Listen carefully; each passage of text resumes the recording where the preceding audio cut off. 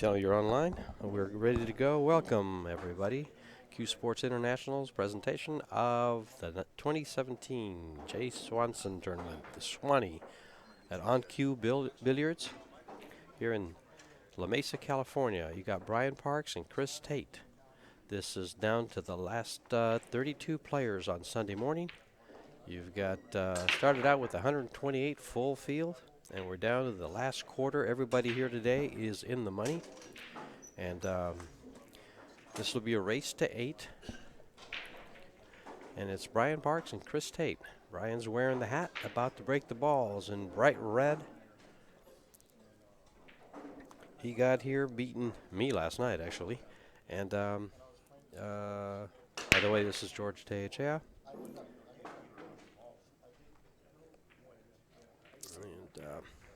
So this is a winner's side match. They've both players have won 3 matches, so this will be the 4th round of the winner's side.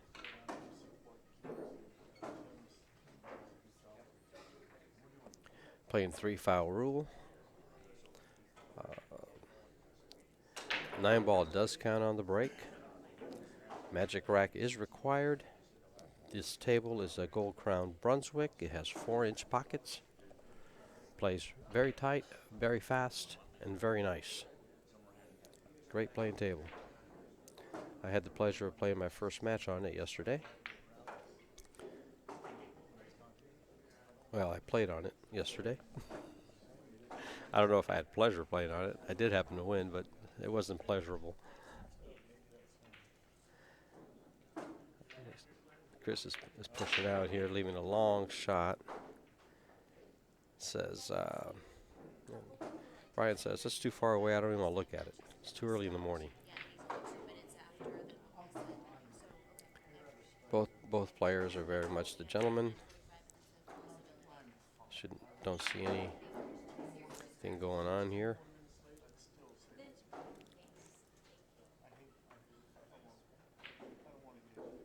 Brian, I believe, has quite a few big tournaments under his belt. He's a 704 Fargo, I believe. I'm not sure what Chris is. And Chris is a 607 and made it through. Wow, good. You can see with the Fargo rate, Brian being almost 100 points favorite. He's at 90% versus 10%, meaning that if he play 100 matches, he'll probably win 90 of them in a race to 8. But I think everybody in the pool world knows that people have off days, and people have great days, and it's very possible. But it's fairly accurate. So a lot of it has to do with the data entered into Fargo.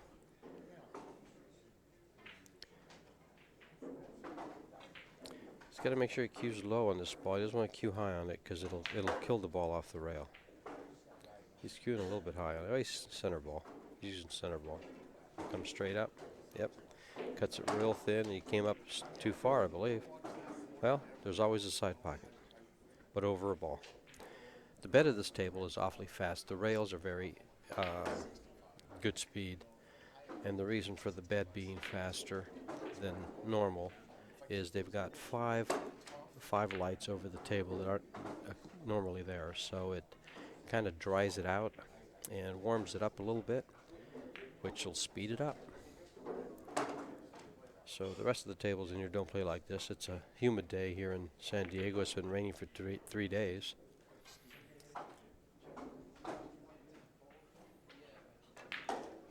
Back and forth, perfect. See how nice the ball's rolling? What's nice is the Mesa ball really lets you see how it comes off the rails, and you can gauge. You can gauge so much on by using the Mesa ball, where you don't see that with the red circle or the other cue balls. That's actually one of my favorite balls to play with, and I believe they're all Mesa balls here with the Aramith. These are the Aramith tournament.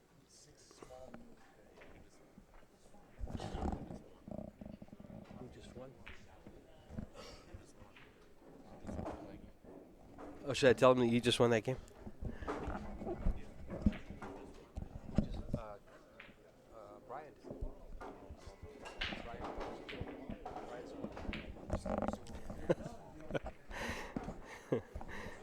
You can talk to me, Steve. Stephen Kwan, our technical director here, he takes care of all the stuff from CSI. Uh, he says, "Okay, who just won that game?" He didn't know the players, and I guess now he's mad at me because I said that. He didn't want anybody to know that. But he hides behind the screens and doesn't even look up to the players. He just sees them on the boob tube here.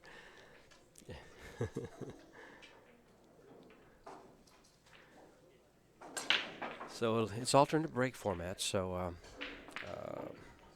Chris will be breaking the balls. I'll watch Chris warm up a little bit. He strokes the ball pretty good. He was hitting the ball pretty good. But as you can tell, 100 points in Fargo rate usually kind of suggests that the higher rated player is almost twice as good as the player he's playing. I don't think that's quite the case when you get up to like the 800 to 700, but the 600 and 700 is, I don't want to say fairly accurate, but I think it's a good read. It's a decent read. It'll give you a good idea. In other words, the 600 rated player knows he's in for a real tough time. He's really going to have to bring it. And the 700 player might have a tendency to relax a little bit and feel that he's got an easier game, which, of course, is a recipe for disaster. He got too straight on this ball, so he's going to have to either go forward with it, rail first, or draw it, or settle for a shot.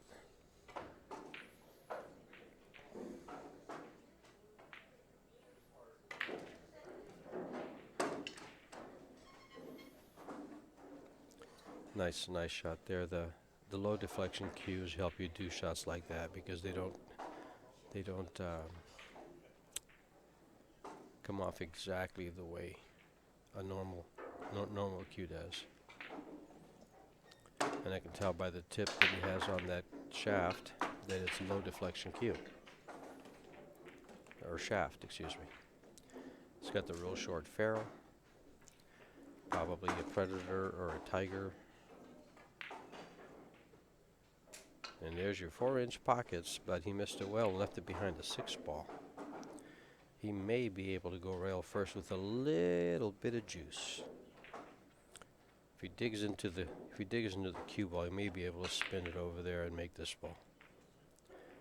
Spin around the 6, enough to hit the rail and make the ball. Looking for the bridge. It's on this side of the table. It's on that side of the table too.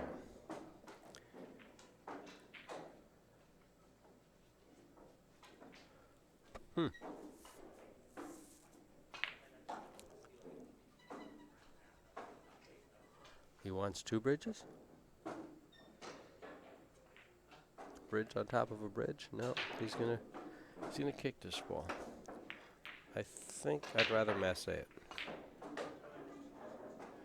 And that's exactly why. See how he kind of lunged at that ball with the stick? And he actually put a little bit of English on the ball and it went the other way, away from the ball instead of towards the ball. He lunged at the ball with his body and it moved both the bridge and the stick actually.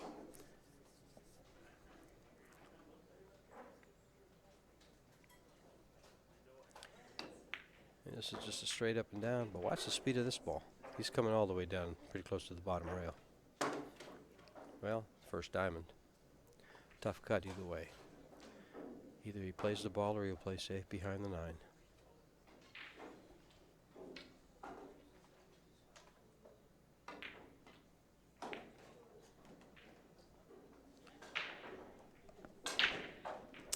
Hit it fat, And the cue ball opened up, went right in the corner pocket. If he cuts that ball, he might actually risk scratching the side pocket. But good opportunity for Chris. Opportunity squandered.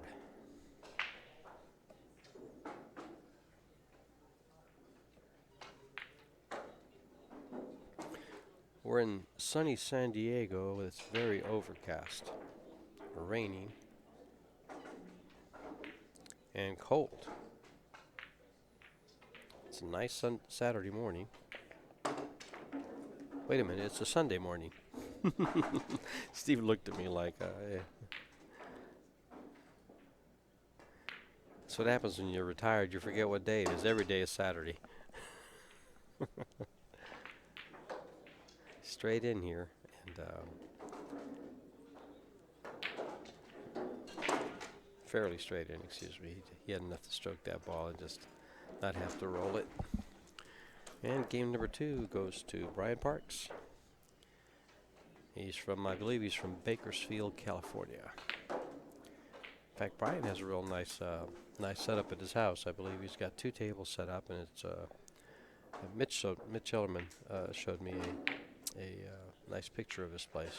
He's got a 7-foot diamond table and a 9-foot diamond table. So that would be a fun place to spend Super Bowl and have a ring game. Meanwhile, we're at the Swanee in San Diego on Cue Billiards, La Mesa, California.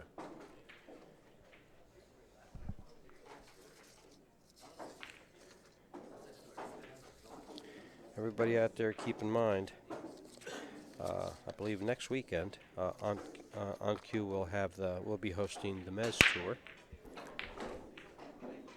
and then this weekend, of course, we got the J. Swanson Memorial, which is what we're playing right here. 128 players and a long waiting list to boot. It's gone off without a hitch. It's been run by Amy Kane and Mark Griffith.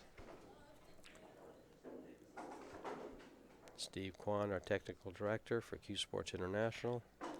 I'll be spending a lot more time with him this summer, I hope, in the U.S. Open 8-ball and 10-ball championships, the Nationals.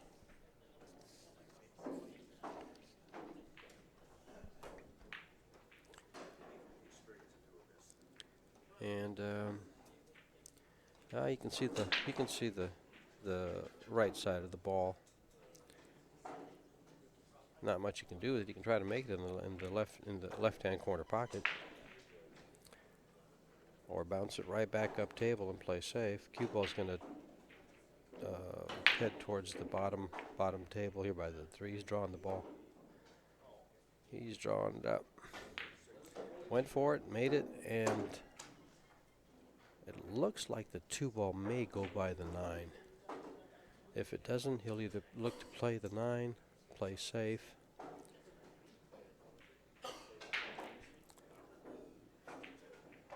It does go by.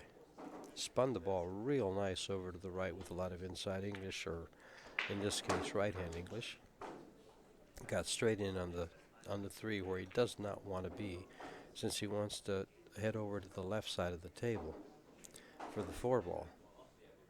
Might be able to stud it over just a bit. Oh, he did more than that. He spun it down. Very well done. This is a stop shot for the 6.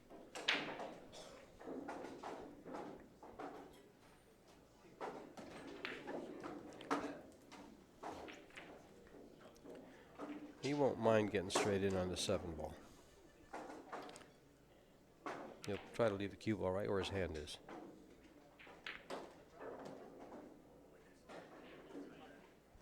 Because that way he just comes up for the 8 and or just stops it for the 8 and easy leads to the 9 ball real quick. Well done by Brian. He'd like to have been a little straighter. This table's pretty fast, so he'll probably end up right where the 8 ball is now.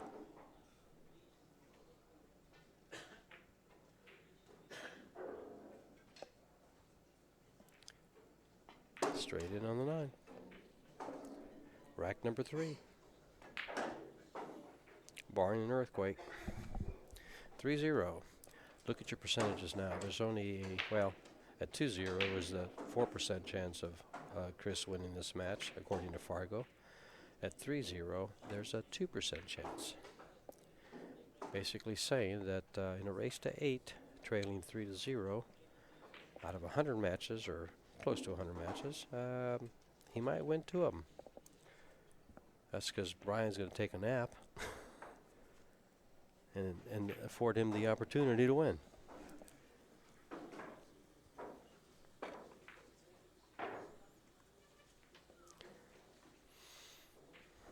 Let's see if Chris can get out of the gates here and give us a little thriller and break and run a rack, break and make the 9, break and control the table.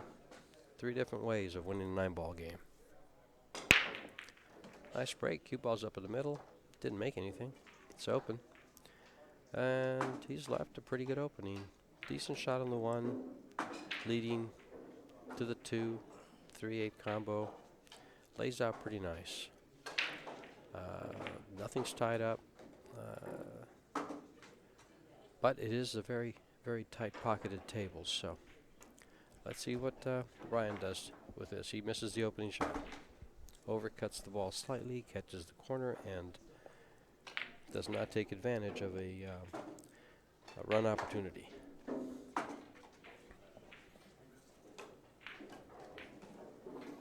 Oh, that was pretty close. That gave him a thrill. Cue ball coming so close to the side pocket for a scratch. The little combo, good speed. Don't get behind the 9 here. Perfect. 2 ways to go at this ball for position. 3 rails or 2. Or stop it right there. I thought he had more angle than that. He was pretty straight, was able to just kill it.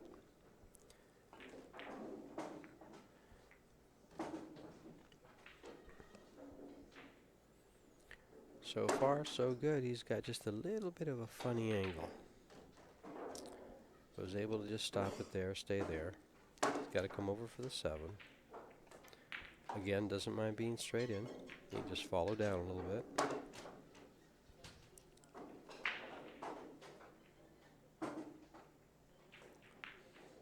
Nice job by Chris. Now he just wants to roll this ball in for his first game. There it is.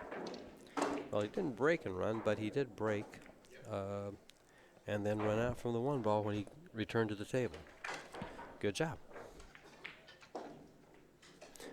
Right at 600 is about where you get players that'll run a table with, I'd say, ease, some ease, especially when they're laying like that one was. I don't want to take away from his game.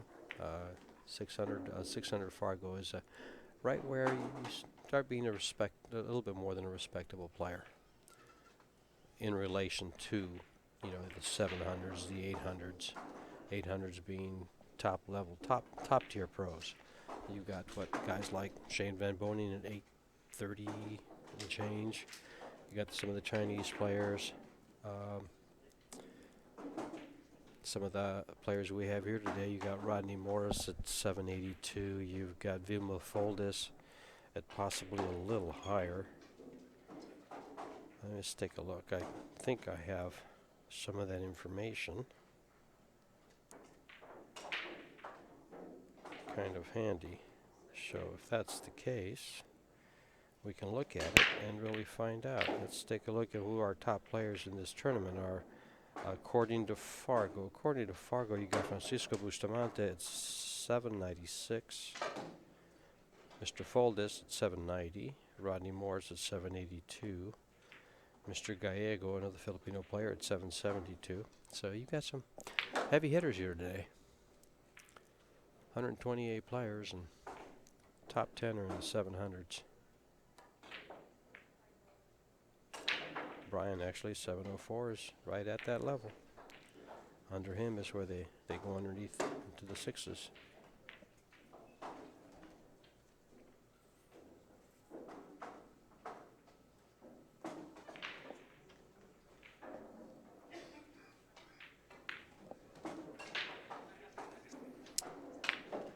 Well struck, followed the ball well. He's got a long way up.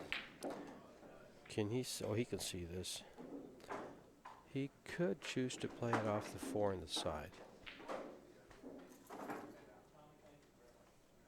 He could choose to just hit it down to the rail and run the cue ball up behind the 4. So he's got options. Let's see what he chooses.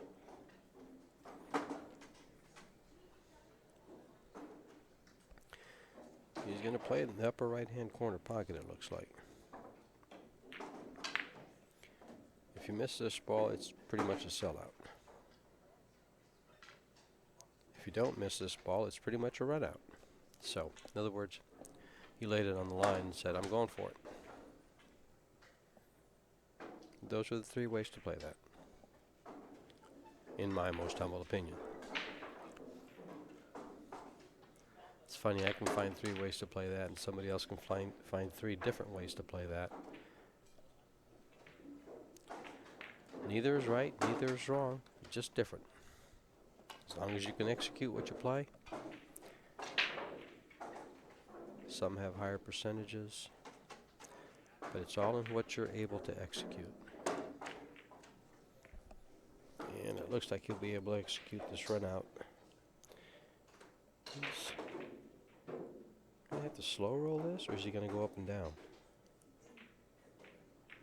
He'll slow roll it and take the little bit harder cut, not much of one. He says, I do want to move the magic rack.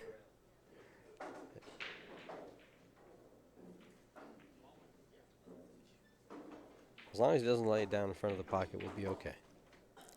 Shouldn't matter within an inch of where that ball is. Usually in real big, serious tournament play, you'll have a referee come over and they'll use their little tool and put it in exactly the same location. That might have, moved by a millimeter. But it didn't matter. Ball's made, 4-1. Race to 8. Brian is halfway home.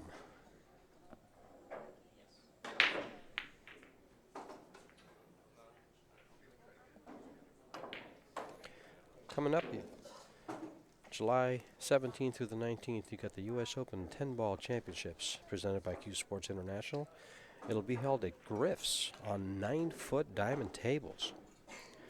People in the U.S. have been asking for the U.S. Opens to be played on 9-foot tables. Well, guess what, guys?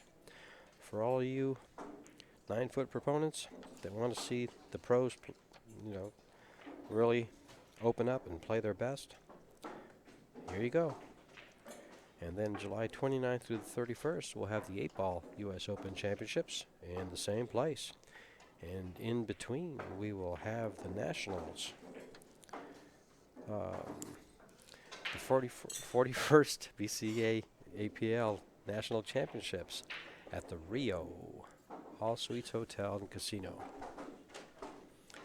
Did that last year. You got Cyclop balls, Diamond Billiard products, the Rio, CueSports International, all your sponsors. And the 9-ball, he rolled it down because he needed some exercise and wanted to walk down to get the ball, I guess. That was my attempt at humor, guys. It's early Sunday morning in not-so-sunny California, in La Mesa, California. This place lays out real nice. This room has been a great host to this tournament and to everybody here. They're great to get along with. Great staff. Had fun here. Got here Friday afternoon. Had a good time. Full service bar. I believe they only have beer and wine. They have a nice billiard table, 6x12 snooker table, 20 or 21, but they're using 20 tables. Gold Crown Brunswicks, 2 diamond bar boxes.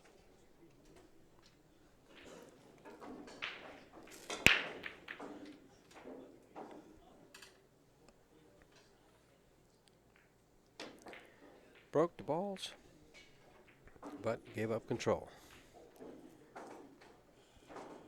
Now let's see how comfortable Brian is here. If he's comfortable, he'll try to bank this, but there's no future in banking it because there's no position on the 2-ball.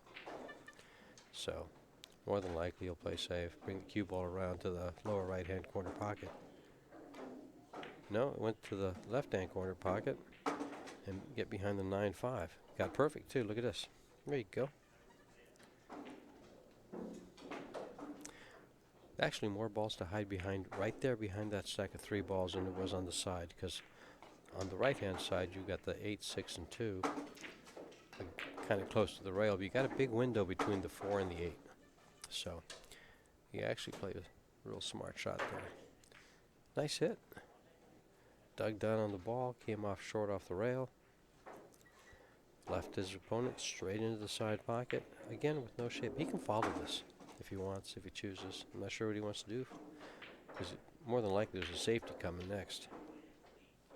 So it's how he wants to play safe. There is a 3-foul rule, so in effect, so if he can 3-foul him 3 consecutive times, he can win the game. And the balls are laying kind of funny. You got a 6-8 cluster, 3-4. That's not going to get it. He wanted to hit the 3. If he comes off that rail and hits the 3, he uses the 4-ball to snooker the deuce. But he bumped the 4 instead of the 3.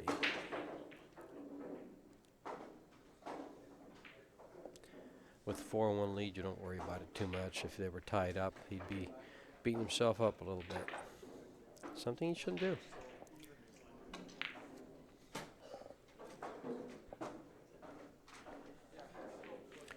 Long shot, a risk of scratching in the lower right-hand corner pocket. He's going to play the 9-ball. This can actually be it. Well, this can be a 2-way shot. If you can follow this ball, the cue ball is going to track off the bottom rail behind the 6-8. If he uses straight high English. I'm not sure if he's playing the 9 or not. He looked at it, aimed it. He did, but the cue ball tracked. 2-way shot, free shot. Free shot.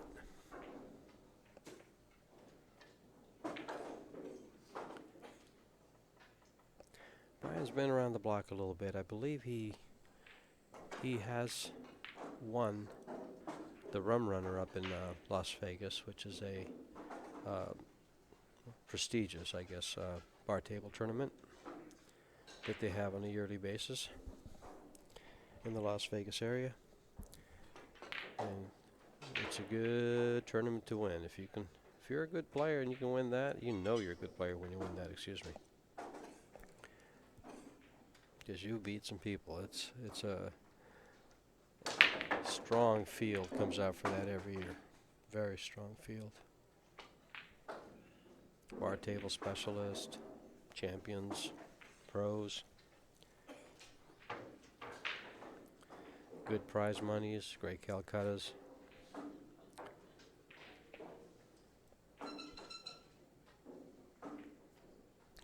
Little jump shot. Well, great results. Technique, not so much. Kind of throws his body at that jump shot.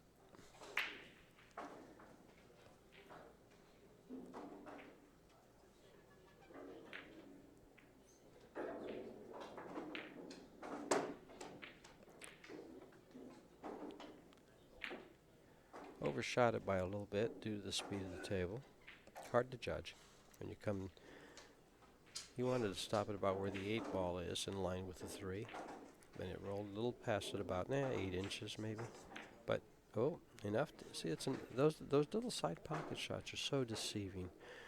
When you play shape to the side pockets, if you don't get the right position and your speed's not right, well, now you're going to have to run the cue ball to find the right position or get the right for the next shot. And you have a tendency of doing what Brian just did with that shot. It's catching the corner instead of the center of the pocket.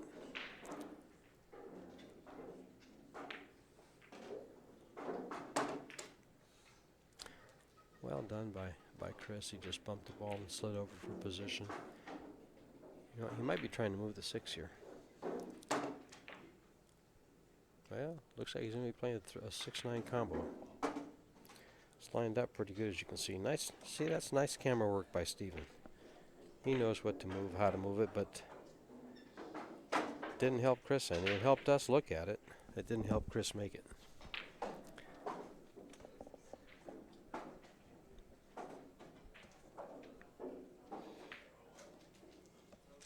That was a good opportunity for Chris to win a second game and close that gap to a 2-game lead instead of a 3-game lead, which could turn into a 4-game lead. And it looks like it's going to, because from here, we think Brian should be out. Is it enough? It is, because see how fast this table is, how nice that English comes off. You can see the Mesa. The Mesa ball tells you what's going on. You can see it just spin over, and the English takes nice off the rails. The bed allows it to roll. Nice equipment. Real nice equipment. Table's playing very, very nice. Very well. Haven't seen a roll off on it. Pockets are cut well. They're consistent cut all the way around. And we're down to a 1% chance. So basically, we're looking for a miracle. 5 games to 1. And Mr. Tate will head over to the 1-loss side. And actually, he's done well to get where he's at. Done very well. So he's played some good matches. He had to win 3 to get here. This is his 4th match on the winner's side. We're down to the last 32 players out of 128 that started yesterday morning at 9 o'clock. Full field, waiting list of probably 25 players. Good. No, I'm not going to call it. It's a great turnout. And we've got a strong field here. Strong field. It's been a fun tournament. Yesterday was fun all day long. And it has a fun attitude. There's a couple of players here that are taking it serious, but they're still having fun.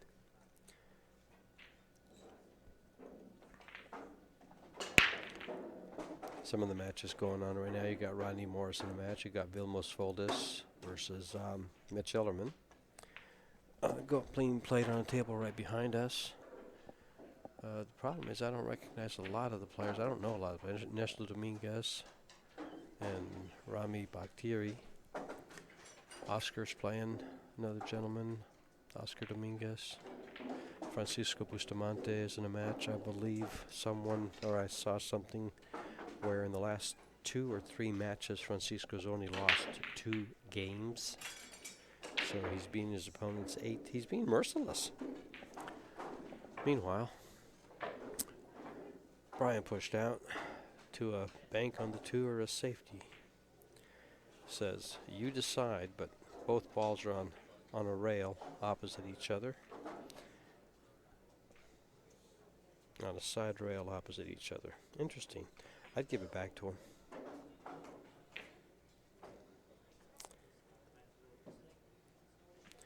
So about the only way to shoot that is to kind of hit it soft and roll into the 4. Or the 3 and try to get behind one of those balls, and don't let that 2 ball come all the way in front of that pocket. But the 3-7's tied up. That's going to stop in a good place. Yeah, like right in front of the pocket. Well, if I'm Chris, I'm going to play safe for that 3-9 and probably billiard in, try to carry him in the 9. Or try to get where I can make the 3 and have a 4-9 combo. But I tell you, if you solve this riddle, it's open after the 4. I'm not sure the 7 ball goes. Can't tell.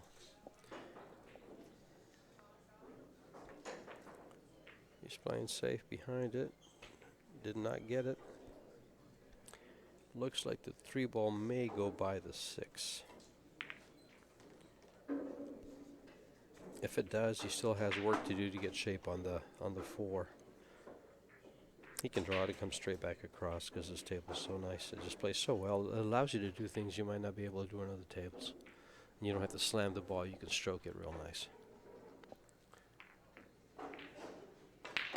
just like he went that way. Okay. Now see, he tried to come around it. He could have also did with just straight center English instead of the lower left, lower right that he put on that. No, lower left he put on that. He could have come straight over. Now he's got to jump the ball. Now do you jump and try to make the 8? Do you jump and try to cut it in the side and let the cue ball go into the 7? These are his decisions.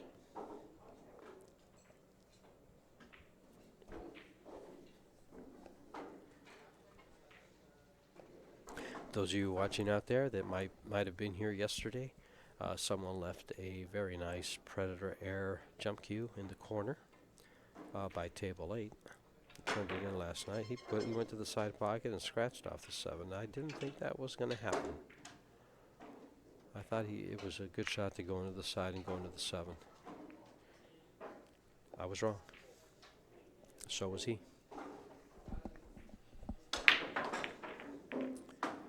Good opportunity, great opportunity for Chris here.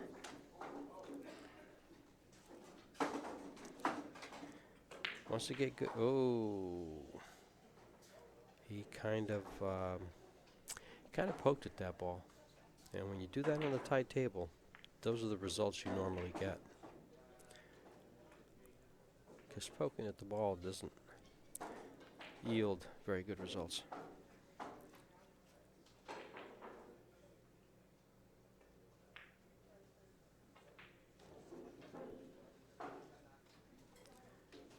Now his decision here is to come either between the 7 and the rail and play the 7 in the lower right hand corner, or just follow it straight up and stay on the left side of the 7. He went around it. And from here on out, it's connect the dots. He's not too worried about getting on the 8. He wants to leave himself. He wants to be about 2 feet or 1.5 feet away from the 9 here, with a nice angle to the corner. More than likely he'll come off the side rail. Ooh, he's going to come all the way down for the side pocket. I don't think he was going there, but he got there. A little bit more cut than we want.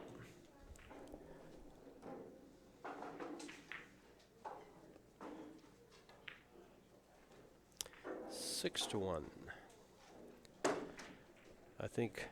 I don't think the odds are going to change any. It's still going to be 99 to 1.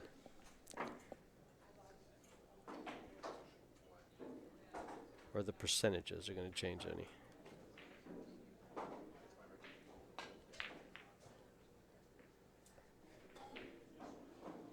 It's still 99 to 1, because even at 7 to 1, it's to be 99 to 1. I don't think I've ever seen 100% to 0, because there's always, as long as there's life, there's got to be a chance.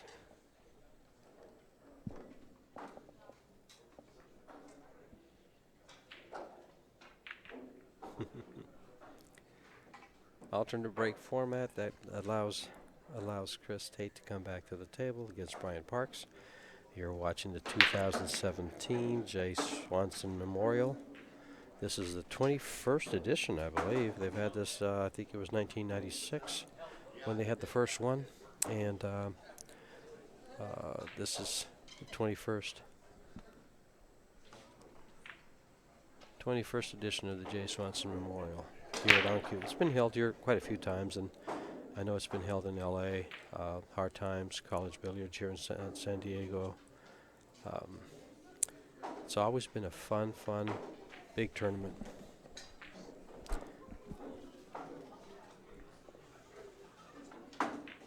And it's always a full field. There's times they've had a lot more than 128 players. I think they capped it at 128 this year, because it's hard to run that type of a tournament in 2 days on 20 tables.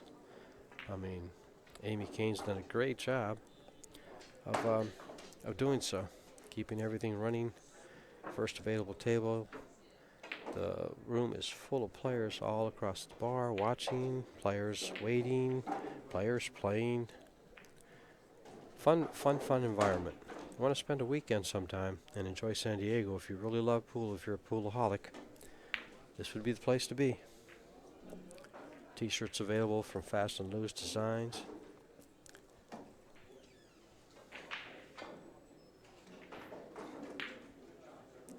Oh,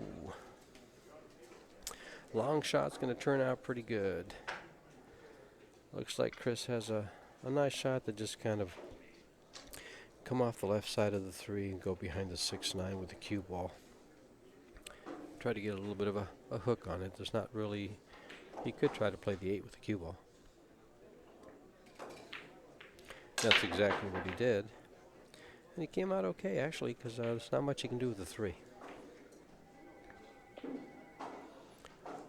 I think he had a higher percentage of being successful with a little bit of a hook and getting a safety out of it. But had he made that ball, things would have been a little bit different, and he might have had a shot on the 3. Those are all options you have to decide.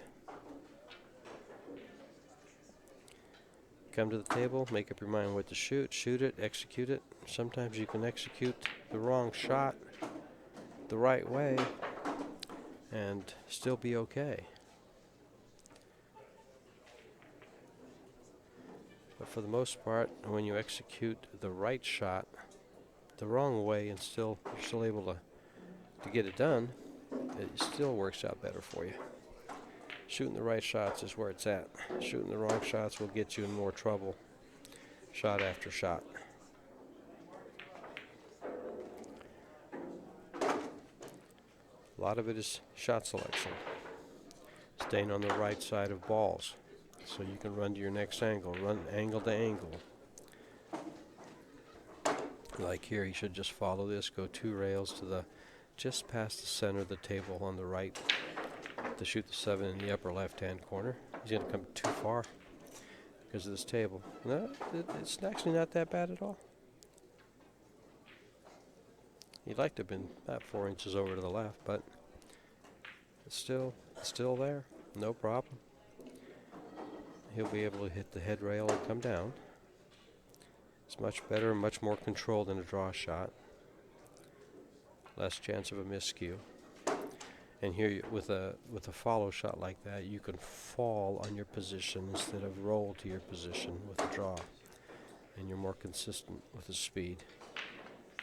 More predictable with the speed. Gets a second game. 6-2. Let's see if our Fargo rate percentages change. Nope. Because what this is basically saying is, once Brian wins one more game, Chris has to win 6 to be successful. Because if Brian wins the second game, the match is over.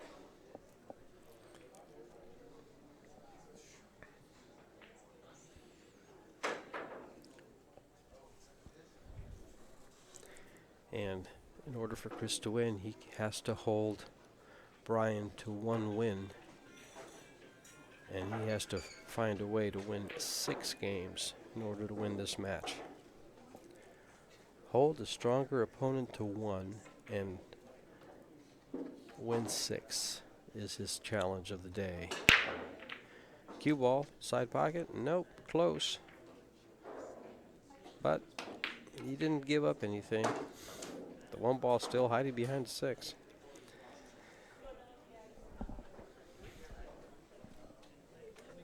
Interesting to see what Brian looks like. It's froze to the rail too, so see how he handles it. Will he push or will he just shoot the ball and try to stop the cue ball right there? Looks like he has room to do that too. He can just stop the ball, hit the 1 ball, go 2 rails out of there and stop the cue ball. Maybe he gets safe behind the 6. It's tough to do because the ball is froze and it's on the corner, it looks like. It appears to be on the corner, so you don't know if it's going to catch the other corner and come right back into the cue ball or come out. If I'm Chris, I'm at least going to get up and look to see if it's froze. He's looking at it.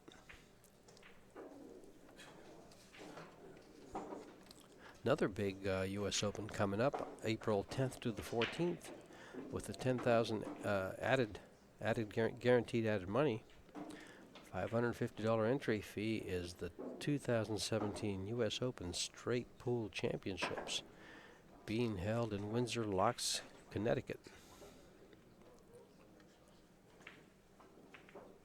For info or to enter, visit playcsipool.com. 2017 U.S. Open Straight Pool.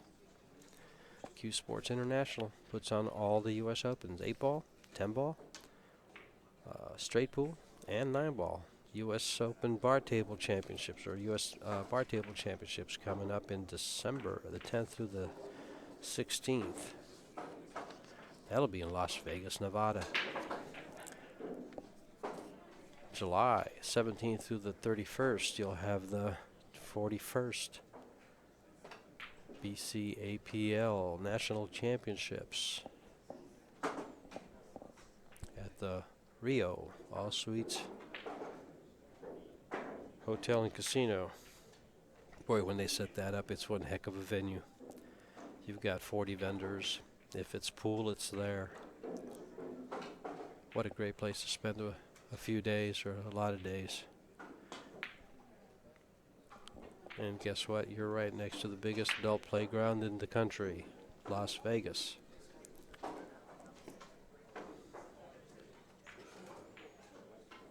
Chris Tate trying to get his third game in a race to 8 against Brian Parks.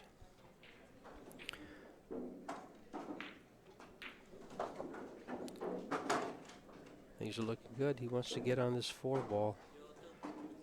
Does he have the angle to come down? He does. Looking good.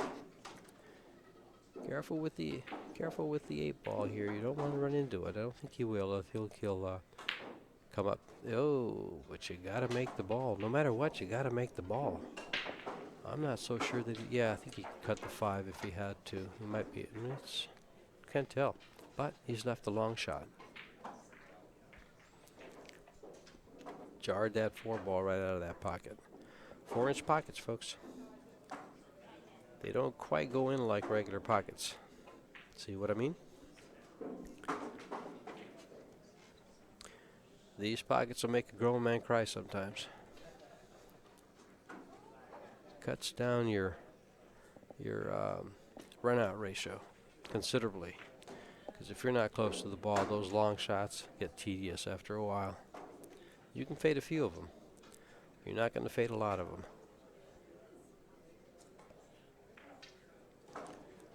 But Chris is not going to. He's going to fade all of them here. Come down for the 8-ball. You'd like to get straight in on this 8-ball. You'd like to end up like about 1.5 foot in front of the side pocket.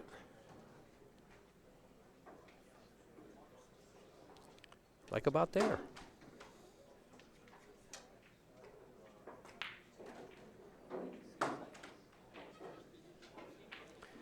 Game number 3. Under the belt, closing the gap to 3 games. He's halfway to winning those 6 games he needs. Well, I'm sorry, he's 1 game. He still needs 5 more. I said that wrong.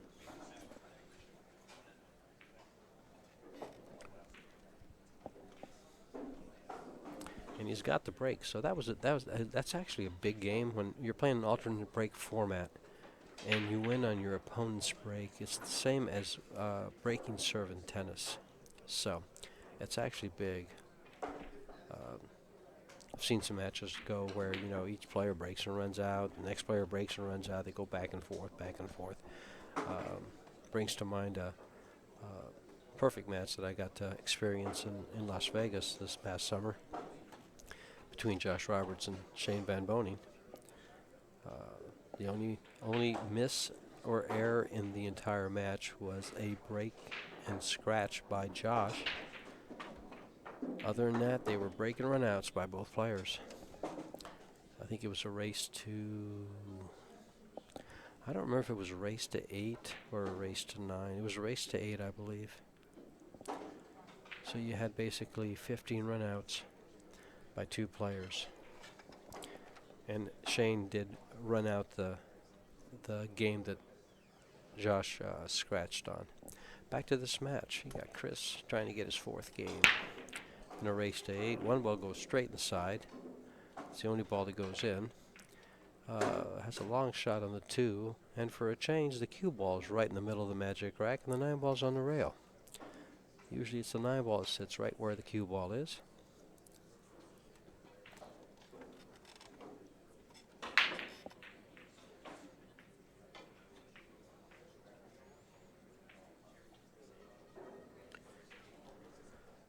This actually lays pretty good. I can't. There we go. We got it. Yeah, if he makes this, he'll have a decent shot on the 3-8 combo. But no, the cue ball went all the way around. He's going to make the 4 ball? No, not quite. He's going to let Brian come back to the table. Something he does not want to do.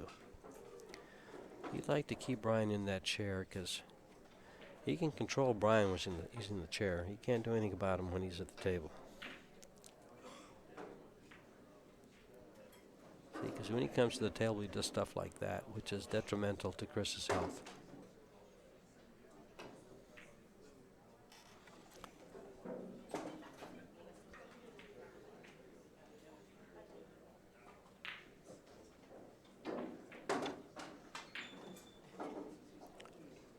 That was well played. To, put the cue ball back in position, knowing where the 3 ball was going to end up from the 8, and giving yourself on the 3 ball, not just making the combo, but playing position for the ball.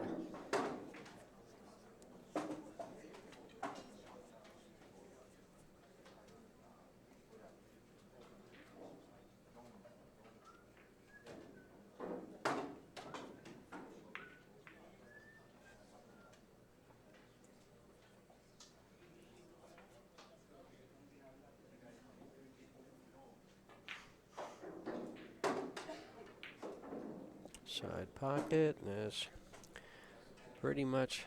Will he just stop it there, or will he try to get closer to it? Stopping it there allows him to hit the head rail and come straight in line for the 9.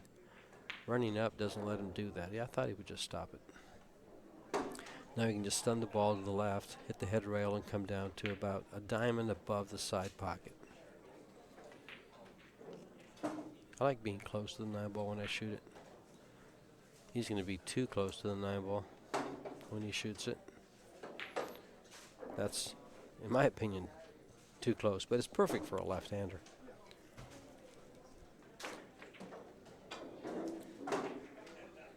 He'd rather have been about 3 inches, 4 inches back. But he made that work rather well. On the hill, race to 8. He'll move up and stay on the winner's side. And Chris will move over to the 1-loss slide if he doesn't win the next 5 games. Brian still has 1 to go. So there's still life for Chris. But it will be an exciting one. Pressure packed. Some players thrive on it. Some players fold under it. And some players just bide their time. But either way, he's in a tough position. Back against the wall.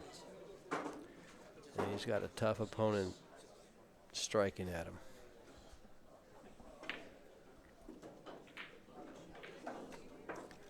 More people filing through the doors here at Cue Billiards in La Mesa, California. San Diego area.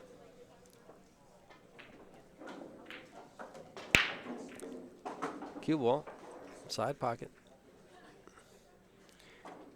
1 ball off the table, 3, 6, 9, no balls off the table. All 9 balls are all present and accounted for, and you got to make them before you get to the 9. Or find a way to make the 9 after a legal hit.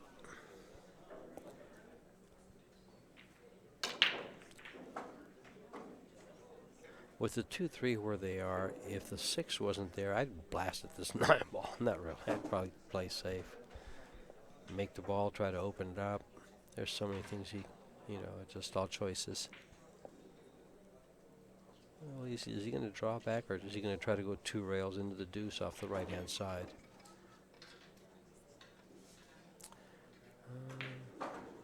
Came straight down here, but for what reason? It's a tough, tough, tough combo from there. Do you just push it forward and lay the cue ball on the 3? No, you just go ahead and go for it and leave the cue ball long.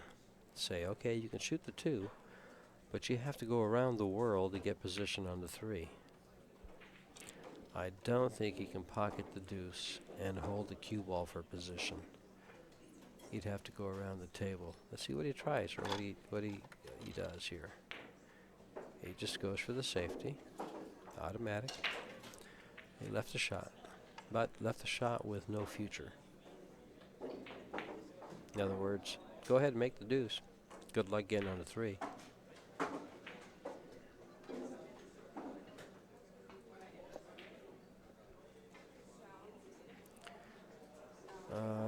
He's got a nice shot here. Go rail first and go 4 rails for position on the 3. But he's going to go straight out of the pocket and come down.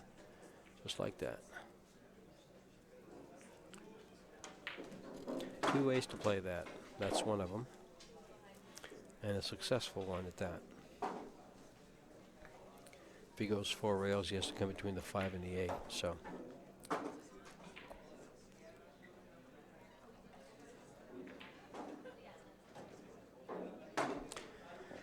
Well, looks like it's connect the dots, roadmap, whatever you want to call this, but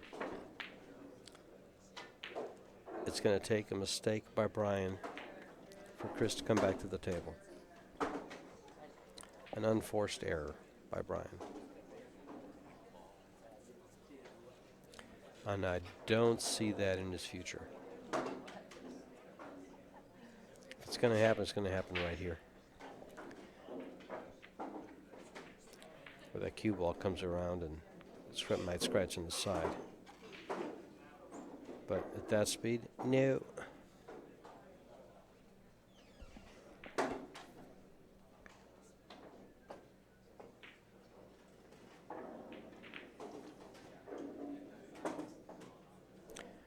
This is a little bit of a tester. You know, maybe not so much for Brian, but for your average player, this is a little bit of a tester.